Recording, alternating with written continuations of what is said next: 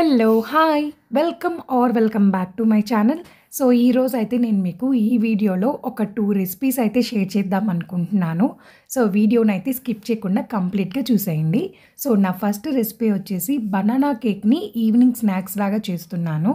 So, దానికోసమైతే ఒక 2 bananas తీసుకొని వాటిని చిన్న చిన్న ముక్కలుగా చేసుకోవాలనమాట. అంటే ఈ బనానాస్‌ని మనం పండువైనా తీసుకోవచ్చు. మరీ పచ్చివైతే తీసుకోకూడదు. నేను కొంచెం క్వాంటిటీ చేస్తున్నాను కాబట్టి ఓన్లీ 2 బనానాస్ తీసుకున్నాను. ఇవేంటంటే మరీ పచ్చివి కాదు, మరీ పండువి కాదు. ఈ పీసెస్‌ని మనం ఇప్పుడు మ్యాష్ చేయాలి. నేను ఫస్ట్ విస్కర్‌తో మ్యాష్ చేద్దామని చెప్పి ట్రై చేశాను. కాకపోతే విస్కర్‌తో కుదరట్లేదు. సో, అందువల్ల ఒక గెంటె తీసుకొని ఆ గెంటెని రివర్స్‌లో పెట్టి మ్యాష్ అయితే చేశాను.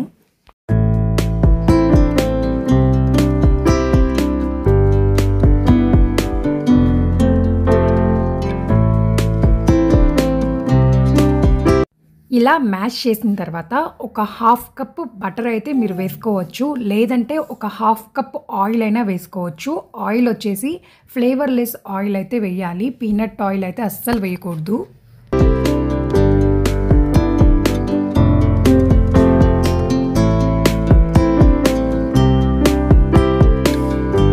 అంతా బాగా మిక్స్ చేసిన తర్వాత షుగర్ పౌడర్‌ని ఒక హాఫ్ కప్ వేసుకుంటున్నాను. ఎందుకంటే బనానాస్ ఆల్రెడీ స్వీట్ ఉంటాయి కాబట్టి అంత ఎక్కువ అవసరం లేదు.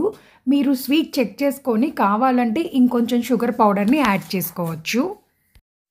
ఇలా అంతా మనం బాగా మిక్స్ చేసిన తర్వాత ఒక 1 కప్ మైదా పిండి తీసుకొని వాటిని బాగా జల్లించుకొని మనం ఒకసారి మొత్తం మిక్స్ చేసుకోవాలి.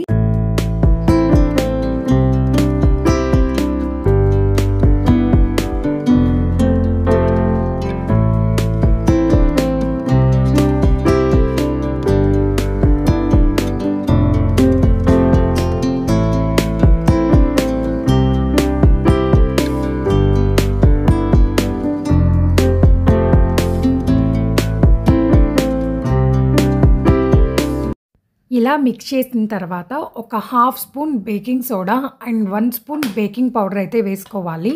నాకు ఇక్కడ కొంచెం బేకింగ్ పౌడర్ ఎప్పుడు వేసేదానికంటే కొంచెం ఎక్కువే పడింది అనిపించింది. ఆ తర్వాత వెనీలా ఎసెన్స్‌ని కొన్ని డ్రాప్స్ అయితే యాడ్ చేసుకోండి. ఎక్కువగా వెనీలా ఫ్లేవర్ మీరు వేశారు అంటే బనానా ఫ్లేవర్ మీకు తెలీదు, డామినేట్ చేస్తుందనమాట వెనీలా ఎసెన్స్. ఎందుకంటే వెనీలా ఎసెన్స్ మంచి స్మెల్ అయితే ఉంటదనమాట కేక్‌కి. తర్వాత కొంచెం మిల్క్‌ని కొంచెం కొంచెంగా యాడ్ చేసుకుంటూ బాగా మిక్స్ చేయండి.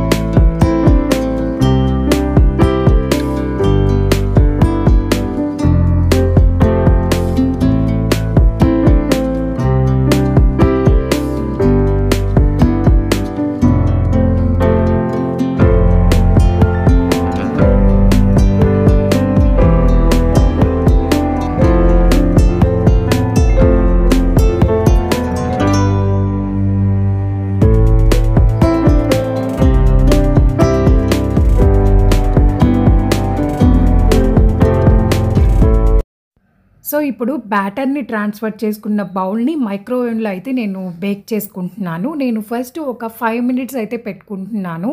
ఆ తర్వాత చెక్ చేసుకొని ఇంకా మీకు బేకింగ్ అయ్యేదాన్ని బట్టి ఒక 2 మినిట్స్ అట్లా మళ్ళీ యాడ్ చేసుకోవచ్చనమాట.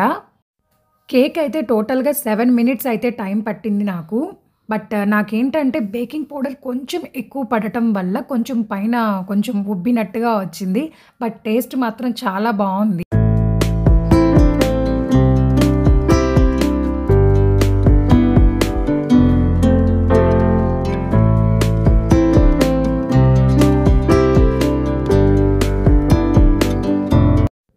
ఈవినింగ్ స్నాక్స్ కంప్లీట్ అయిపోయిన తర్వాత బుజ్జిబాబుకి మ్యాట్ ఓపెన్ చేసి అందులో కొంచెం ఏబీసీడీలు, యాపిల్స్ అవన్నీ ఉంటాయి.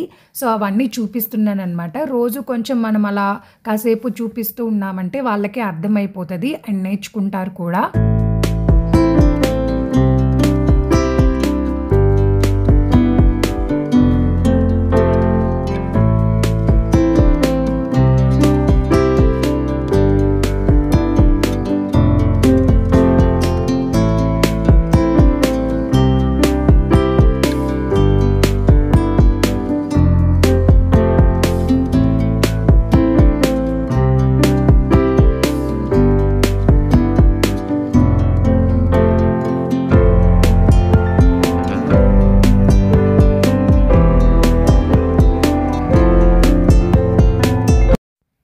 మ్యాట్‌ని నేను అమెజాన్‌లో కొన్నాను. దాని లింక్ నేను డిస్క్రిప్షన్‌లో ఇస్తాను. ఒకసారి చెక్ చేయండి. అండ్ తర్వాత ఇంకా ఉయ్యాలైతే ఊపుతున్నాననమాట. ఉయ్యాలంటే వాడికి చాలా ఇష్టం. సో, రీసెంట్‌గా ఈ హుక్ అయితే వేయించాము. ఇంతకు ముందు కూడా హాల్‌లో వేయించాము. కాకపోతే అది నిలవలేదు. సో, అందువల్ల మళ్ళీ సెపరేట్‌గా ఇంకో మనిషిని పిలిపిచ్చి, మళ్ళీ హుక్ తెప్పిచ్చి, తర్వాత మళ్ళీ పైన ఫిట్టింగ్ అయితే చేయిచ్చాము.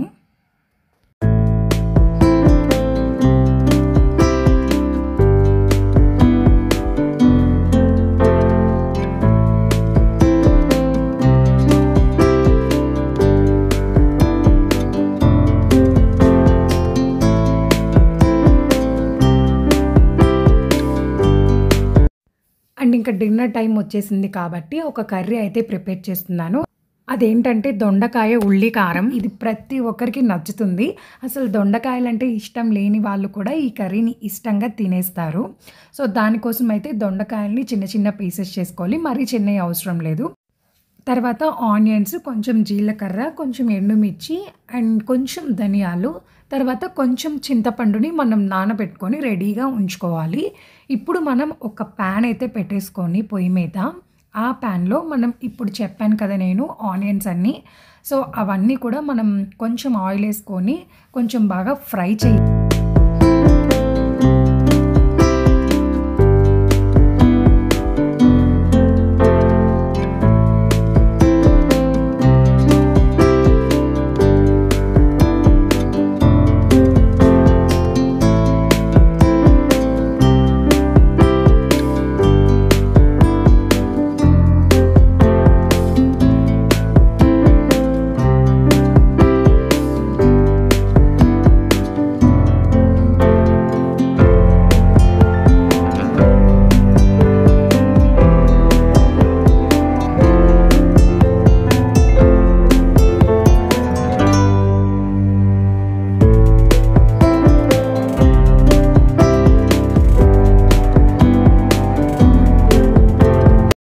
అండ్ ఇప్పుడు ఇలా ఫ్రై చేసుకున్నదంతా కూడా మనం మిక్సీ పట్టాలి. ఈ మిక్సీ పట్టాలి అంటే అది వేడిగా ఉండకూడదు కాబట్టి కొంచెం సేపు మనం చల్లార్చుకోవాలి.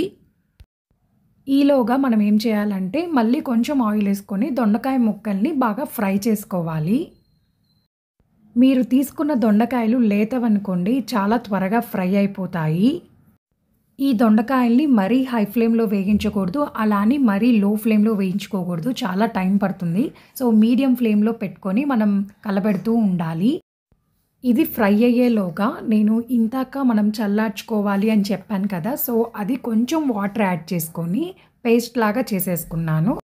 కాసేపటికి దొండకాయలు కూడా ఫ్రై అయిపోయాయి. ఆ తర్వాత ఆ పేస్ట్‌ని దాంట్లో యాడ్ చేసేసి కొంచెం లైట్‌గా వాటర్ యాడ్ చేసుకొని బాగా మిక్స్ చేసుకోవాలి. ఇది మిక్స్ అయ్యేటప్పుడే కొంచెం సాల్ట్ అండ్ చింతపండు రసం కూడా వేసుకొని ఒకసారి బాగా కలబెట్టుకోండి. అండ్ టేస్ట్ అయితే చాలా బావుంటుంది. నేను చెప్తున్నాను కదా! ఒక్కసారి ట్రై చేసి చూడండి. ప్రతి ఒక్కరికి నచ్చుతుంది. అండ్ ఇది వేడి వేడి అన్నంలో కొంచెం నెయ్యేసుకొని ఈ కూరని మనం పెట్టుకొని తిన్నామంటే టేస్ట్ చాలా బావుంటుంది. సో, ఇంతే ఫ్రెండ్స్, సింపుల్ వ్లాగ్. అండ్ నా వీడియో మీకు నచ్చినట్టయితే please like, share and subscribe అయితే చేయండి. Thanks for watching. Bye bye.